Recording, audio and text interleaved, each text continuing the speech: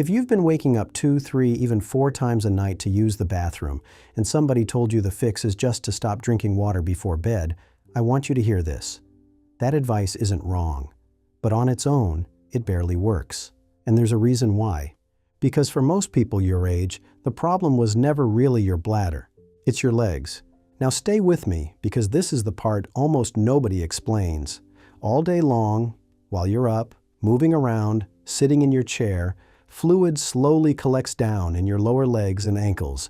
Gravity pulls it down, and it just settles there. You've probably even noticed it. Puffy ankles by evening, a sock line pressed into your skin, shoes that feel tighter at night than they did that morning. Then you lie down to go to sleep. And the moment you're flat, all that fluid that was pooled in your legs suddenly has somewhere to go, back into your bloodstream. Your kidneys catch it, filter it, turn it into urine. And a couple hours later, your bladder wakes you up to deal with it. So you're not waking up because of the water you drank at dinner. You're waking up because of water that's been sitting in your ankles since lunchtime. And that one fact changes the entire fix. Here's the good news, and it really is good news.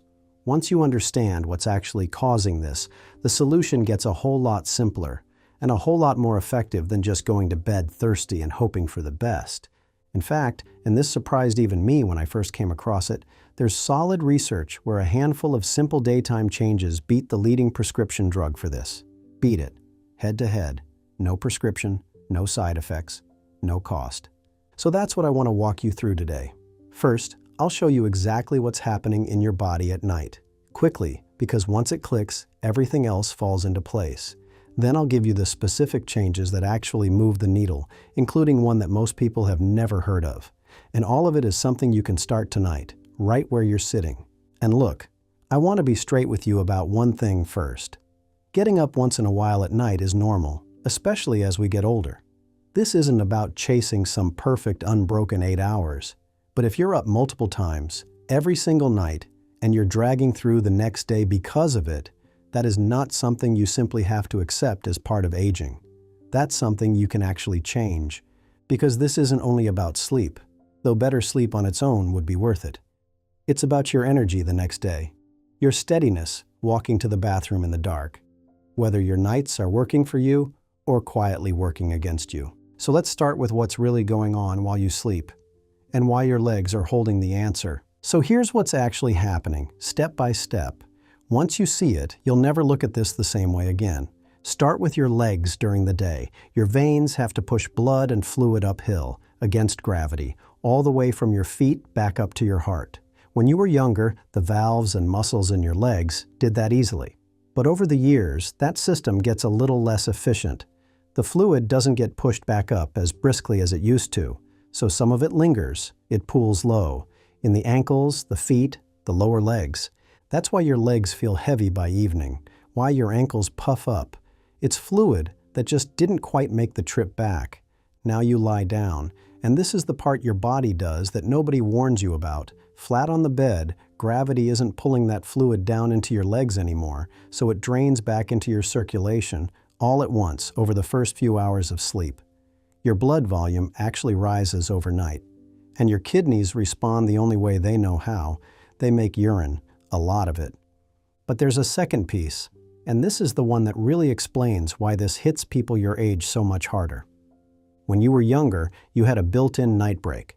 A hormone, it's called vasopressin, that ramps up while you sleep and tells your kidneys, in effect, ease off, slow the urine down, let this person rest. That's how you used to sleep straight through till morning without a single trip. As we age, that hormone fades. Your body simply makes less of it at night. So the break that used to quiet your kidneys until sunrise just isn't doing its job the way it once did. Put those two together and you've got the whole picture. More fluid flooding back from your legs, and less of the hormone that's supposed to slow your kidneys down. It's not one problem. It's two, stacked right on top of each other, and the bathroom trips are just the result. So what does that mean for you? It means cutting off water at dinner was only ever touching a sliver of the real cause. The water was already in your legs. It got loaded in there hours before dinner ever came around. No wonder that advice felt like it wasn't enough, because it wasn't. And this matters far beyond the bathroom. because that broken up sleep doesn't stay in the night. You know that bone-deep tiredness the next day? The kind where you need a nap by mid-afternoon just to get through? That's not simply getting older, that's your sleep being shattered into pieces 2 and 3 times a night, so you never get one long, deep, restoring stretch of it. The brain fog. The short fuse by dinner time. The feeling that you're running on fumes by 2 in the afternoon. Trace it back, and so much of it leads straight to these interrupted nights. Fix the nights, and you're not just fixing your bladder, you're handing yourself back your days. So now that you understand what's really driving this, both halves of it, let's get into what you can actually do, starting with the one change that goes after the legs directly, the one most people have never been told. So let's start right where the problem starts. Your legs. If the fluid pooling in your lower legs is what floods back and fills your bladder all night, then the smartest thing you can possibly do is get that fluid out of your legs before you go to bed, while you're still awake. So you pass it in the evening, on your terms, instead of at 2 in the morning. And the simplest way to do that costs you nothing. Number 1, elevate your legs in the late afternoon. Here's how. Sometime in the late afternoon or early evening, ideally a few hours before bed, lie down and prop your legs up so your feet are higher than your heart, on the arm of the couch, on a stack of pillows, up against the wall if you're able, and just stay there for 30 minutes to an hour. What's happening while you lie there is the exact same thing that would have happened at 2 a.m., except now it's happening at 5 or 6 in the evening while you're awake. Gravity reverses. The fluid drains out of your legs, back into circulation, and your kidneys clear it out. So you make those trips to the bathroom in the early evening, on your feet, awake, and your legs head into the night already emptied out. And this isn't folk advice. It's a recognized first-line step that bladder specialists genuinely recommend. They describe it as recentralizing the fluid, getting it up out of the legs before bed. In one study where patients made just a handful of these simple lifestyle changes, their nighttime bathroom trips dropped from about 3.5 a night down to under 3, and the actual amount of urine they made overnight fell by more than 150 milliliters. That's measurable. That's real. And not one person had to take a pill to get it. Number 2, and this one stacks right on top of the first, compression stockings during the day. Now don't let the name scare you off. These aren't the heavy medical contraptions you might be picturing. You can get a light, comfortable pair just about anywhere, online included, for not much money. You put them on in the morning, wear them through the day, slip them off before bed. What they do is simple. They gently squeeze your lower legs so the fluid never gets the chance to pool down there in the first place, so less of it collects all day, which means less of it floods back at night. Elevation empties the legs out. Compression keeps them from filling up so much to begin with. Use the two together and you're hitting this from both sides. One quick note. If you have diabetes or any known circulation trouble in your legs, just run compression stockings past your doctor first. For most people, they're perfectly safe. But with those conditions, it's worth a 30-second check. Number 3, a late afternoon rest, lying flat. Think of this one as the easygoing cousin of the leg elevation. If propping your feet up feels like too much fuss, even just lying down flat for a stretch in the late afternoon helps your body start moving that fluid back while you're still up and around to deal with it. And the key word there is afternoon, not right before bed. That defeats the whole purpose. You want that fluid shifting and clearing in the early evening so that by the time your head hits the pillow, there's far less of it left to wake you over. So those 3 all go after the very same target, the fluid sitting in your legs. Get it out early, keep it from building up, and you've taken a real bite out of this before you've changed a single thing about what you drink. But what you drink, and especially when you drink it, matters too. So let's talk about that next. Because there are a couple of evening habits quietly working against everything we just set up. Number 4, move your caffeine earlier in the day. Now, I'm not going to sit here and tell you to give up your coffee. Let's be realistic. That's not happening, and it doesn't need to. But the timing of it matters far more than most people realize. Caffeine does 2 things working against you here. First, it's a mild diuretic. It tells your kidneys to make more urine. And second, it's a direct bladder irritant. It makes your bladder twitchier, quicker to send the go signal, even when it isn't really full. So that mid-afternoon cup, that after-dinner cup, it's loading your system right when you're trying to wind down. And the research backs this up plainly. When researchers pulled together the controlled studies on this, cutting back on caffeine consistently reduced urinary urgency and frequency. Not some tiny effect, a real, measured one. So here's the move. Have your coffee. Enjoy it. Just try to make the early afternoon your cutoff. Same with tea, with cola, with anything caffeinated. Front-load it into the morning and give your bladder a long, calm runway into the evening. Number 5. Go easy on the salt at dinner. This one catches people off guard, so let me explain it. Salt holds onto water. Wherever salt goes in your body, water follows it and stays. So a salty dinner, the chips, the canned soup, the deli meat, the takeout, means your body is clinging to extra fluid heading into the night. And that's just more fluid to process while you're trying to sleep. So what does that mean for you? Going a little lighter on the salt at dinner specifically can mean less fluid sloshing around when your head finally hits the pillow. You don't have to overhaul your whole diet, just ease off in the evening. Number 6. And this is where I want to correct a mistake a lot of people make. Be smart about fluid timing, but do not stop drinking water all day long. This part matters because some folks hear everything I've just said and decide the fix is simply to drink less around the clock. And that's a real mistake, especially at our age. Getting dehydrated brings its own set of problems. Dizziness, constipation, confusion, even falls. It can leave you feeling worse than the nocturia ever did. So here's the balance. Drink normally through the day. Stay well hydrated, your body genuinely needs it. Then taper off in the last 2 to 3 hours before bed. Front-loaded, not cut off.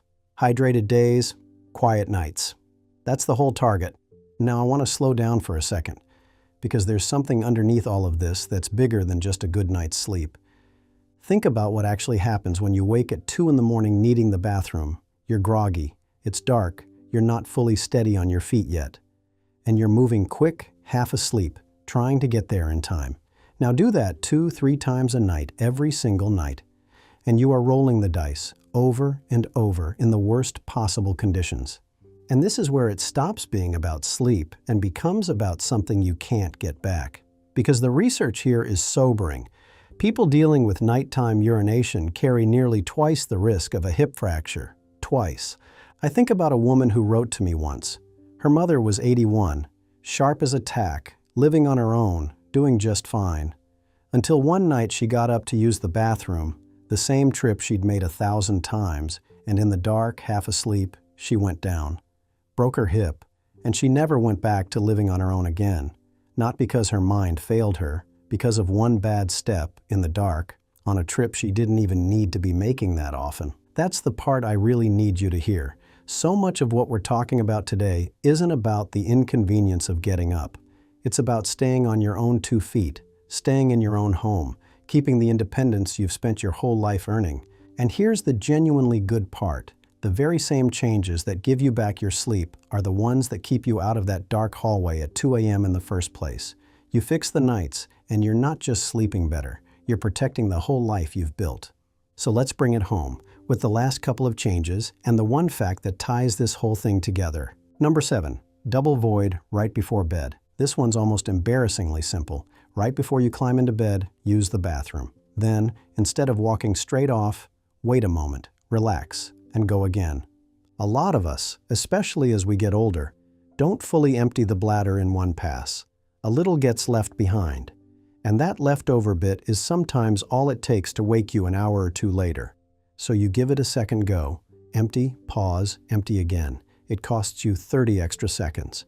And for some people, it's the whole difference between waking at 1 a.m. and sleeping clean through. Number 8, keep moving during the day. Remember how this whole thing started? Fluid pooling down in your legs because your veins aren't pushing it back up as briskly as they once did? Well, your leg muscles are the pump that moves it. Every time you walk, your calves squeeze those veins and push the fluid back up toward your heart, where your body can clear it during the day instead of dumping it on you at night.